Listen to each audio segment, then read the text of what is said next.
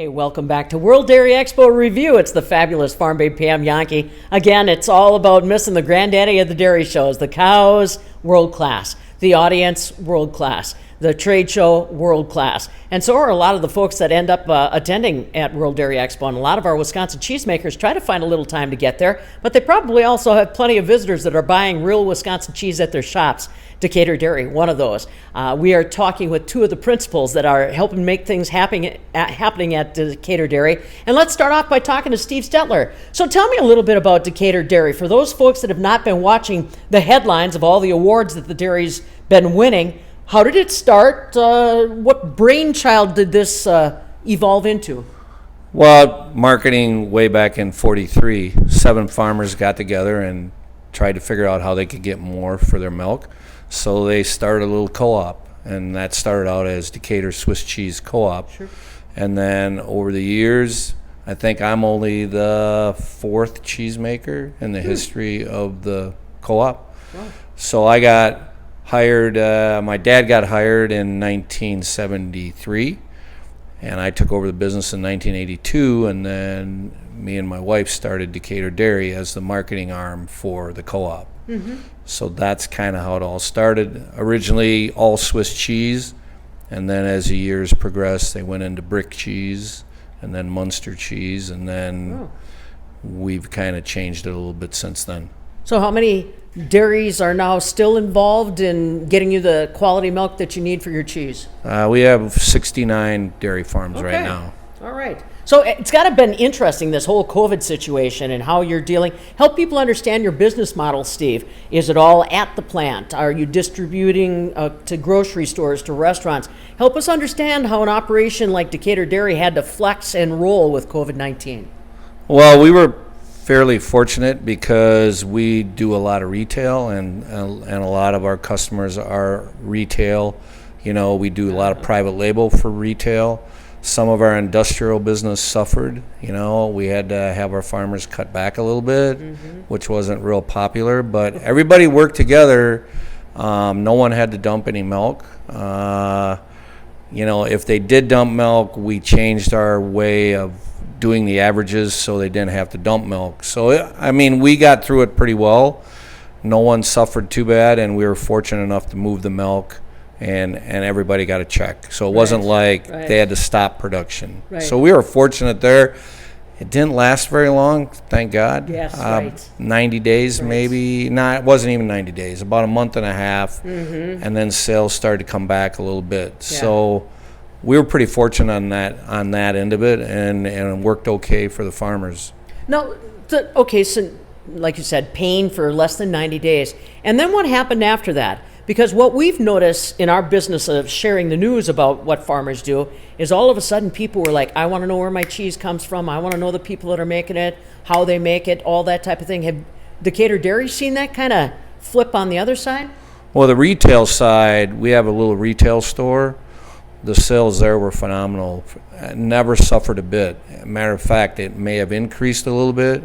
Even when we were forced to close our store and go to curbside. The support was phenomenal. I mean, we had probably actually a little more business. Believe it or not, it was kind of crazy. Yep, I believe 12 cars lined up outside waiting for cheese.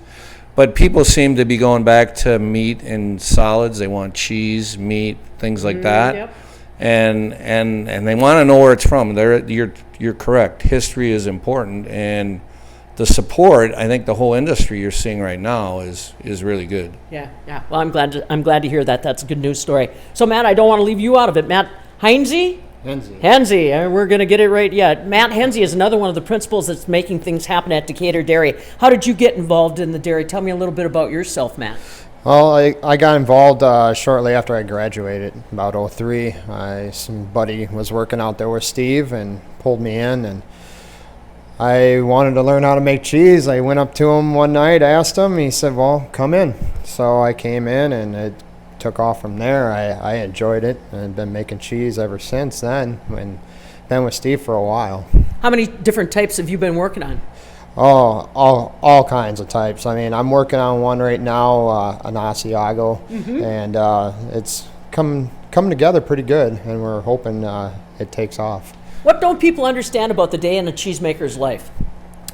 A lot of hours. Yeah. You know, it's a lot of work, heart that you got to put into making cheese. It takes time. And every recipe is a little different. I mean, what you guys make at Decatur Dairy may say Asiago, but it could taste a little different than somebody else's down the road. Yes, that's correct. I mean, it's how we create it and how we want our flavor to come out, and that's what we work on there. Right, absolutely. Matt Hensey along with Steve Stetler from Decatur Dairy, our guest. World Dairy Expo Review brought to you in part by World Dairy Expo and Dairy Farmers of Wisconsin. Let's get to the Dairy Farmers of Wisconsin aspect of this. Steve, you managed to achieve something that nobody else in the world, from what I understand, has achieved.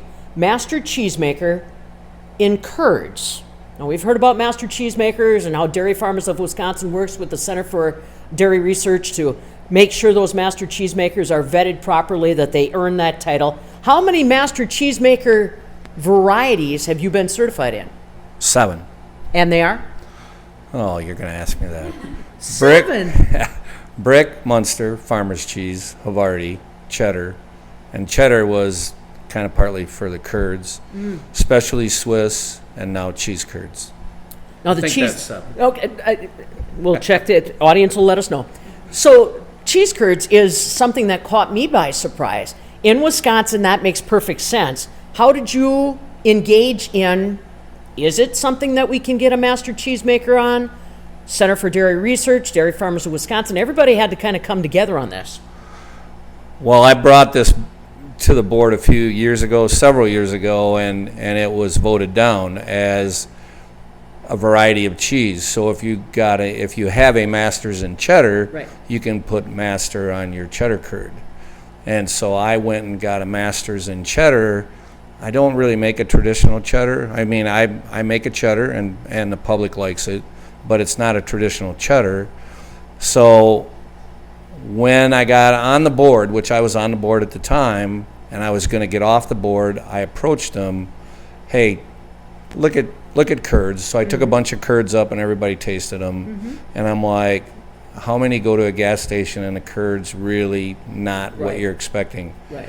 So there's no reason curd in Wisconsin, which is a really popular item, should not be a master cheese, you know. And everybody, it didn't take very long. Everybody talked about it, and first of all, they had to come up with a standard. Yeah. So we developed the standard for the master program, and it passed, and I was fortunate enough to be the first one to get certified. Now, he makes it sound a lot easier than it is, though. Mary Ann Smikowski from Center for Dairy Research, I call her the enforcer because she wants to make sure no matter what the type of cheese is, that they do, as you said, meet certain standards. So how did you work with the Center for Dairy Research or take feedback from them to make sure that the standards were what were met? Well, the Center for Dairy Research, I've been fortunate enough to build a relationship with them, so they've helped me develop things like Kobe Swiss Yeah. and my specialty Swiss. And with the curds, you know, between Mark Johnson and some of the people that are the heads, John Yagi at CDR, we came up with a criteria that curd should meet. Right. Now, every curd isn't the same. If it's made here or there, their criteria for curd may be different. So they may have to submit their criteria, and if it passes the board, Yep. which would have to go in front of the board, if they approve it, then that's fine. But when they make their curd, it has to meet the criteria that they're saying they're meeting. Right, right.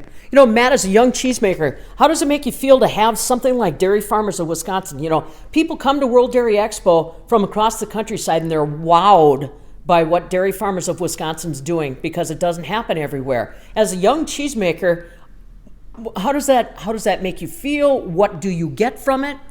Makes me feel great, you know. I mean, like I said, going out there, creating something people love Yeah. and enjoy, and just hearing the feedback from it, it just makes me really happy. Well, and I got to believe things, even the marketing side of things, Proudly Wisconsin and all that, the dairy farmers help you find for a marketing edge up's got to help you. Oh yeah, most definitely. You know, and they do a terrific job, you know, promoting Proudly Wisconsin. You know, it's it's great. Yeah. Now, have you worked with Center for Dairy Research too, or is that coming? Yeah. Yeah, I mean, I've did a lot with them up there, like classes, Sure.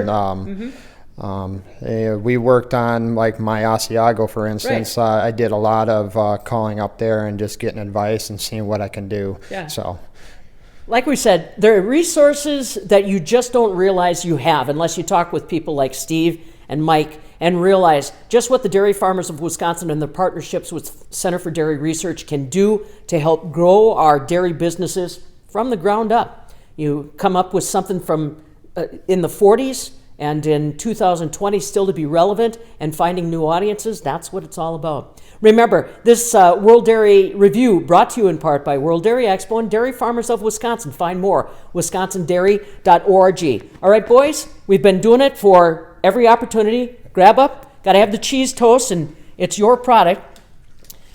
For World Dairy Expo Review with Decatur Dairy, World Dairy Expo, and Dairy Farmers of Wisconsin, toast.